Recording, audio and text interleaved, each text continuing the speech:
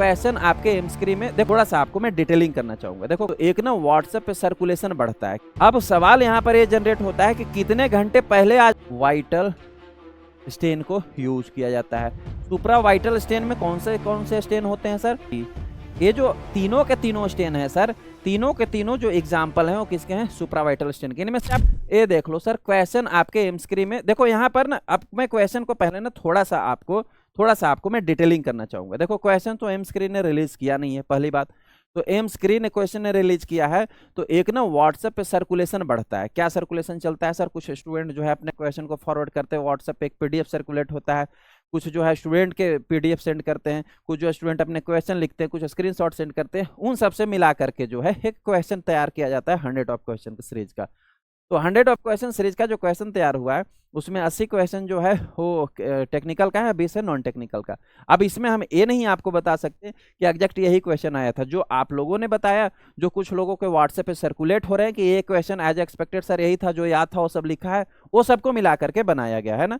तो अब इसमें एग्जैक्ट चारों ऑप्शन क्या थे, ये सब बनाना पॉसिबल नहीं था। तो हमने एक नया सिस्टम निकाला कि भाई जो क्वेश्चन है, जो आया हुआ है, जो सर्कुलेट हो रहा है, उसको हम डिटेलिंग एक्सप्लेन करेंगे। ठीक है, चार ऑप्शन अवेलेबल ही नहीं, पता नहीं, तो क्या हम अपने मन से डाल करके और कुछ भी एक्सप्लेन करें? वैसे में क्वेश्चन बिगड़ जाता है।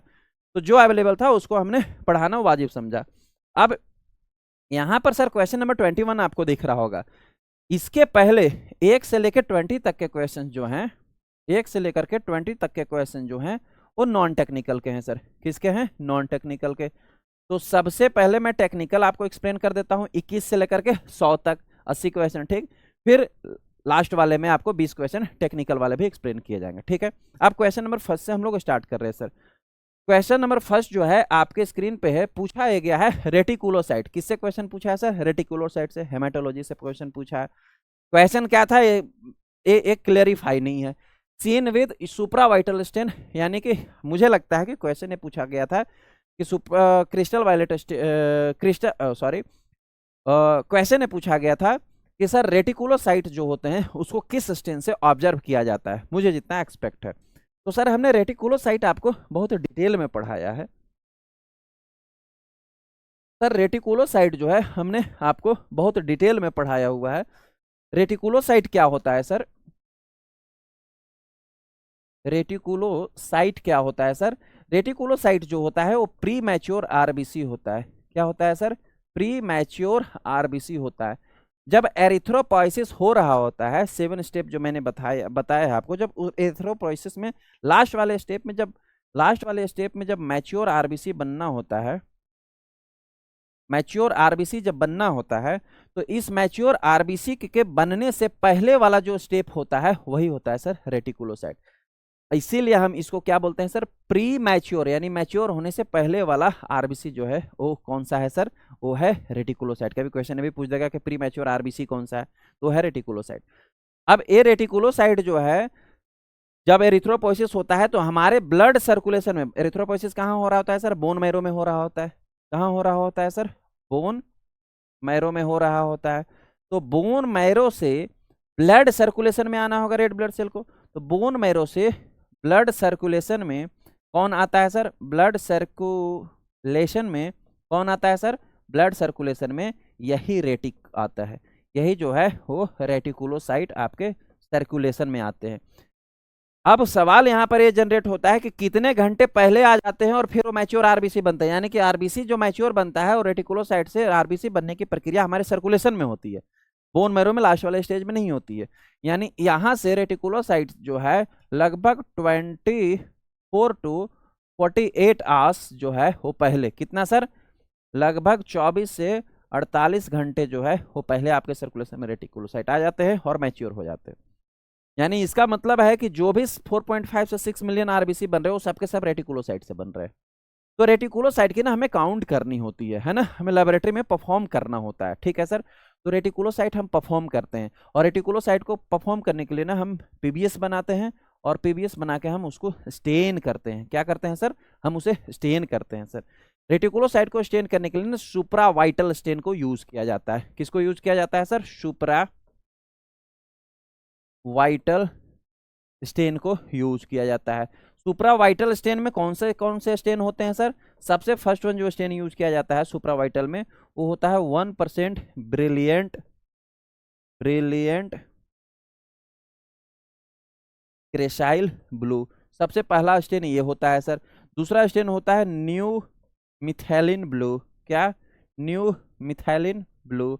और थर्ड वन जो स्टेन होता है वो होता है, एक कोई एज्योर भी यूज किया जाता है, बिल्कुल। थर्ड वन जो स्टेन होता है वो होता है एज्योर बी। क्या सर? Azure B. ये जो तीनों के तीनों स्टेन है सर, तीनों के तीनों जो एग्जाम्पल हैं वो किसके हैं? सुप्रावाइटल स्टेन के। इनमें से आप कोई भी यूज कर सकते हो।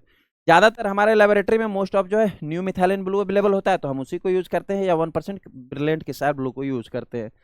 यदि आप यदि आप क्रिस्टल वायलेट को सॉरी यदि आप रेटिकुलोसाइट को यदि आप रेटिकुलोसाइट को काउंट कर रहे होगे सर, काउंट कर रहे होगे सर लैब में, तो आपको दो प्रकार के रेफरेंस रेंज देखने के लिए मिलता है। सबसे फर्स्ट वन देखने के लिए मिलता है सर इन्फेंट में। किन में सर? इन्फेंट्स में कह सकते हो या चिल्ड्रेन में। चिल्ड्रेन में, इन्फेंट्स या चिल्ड्रेन में कितनी काउंटिंग होती है सर? लगभग 2 से 6% होता है।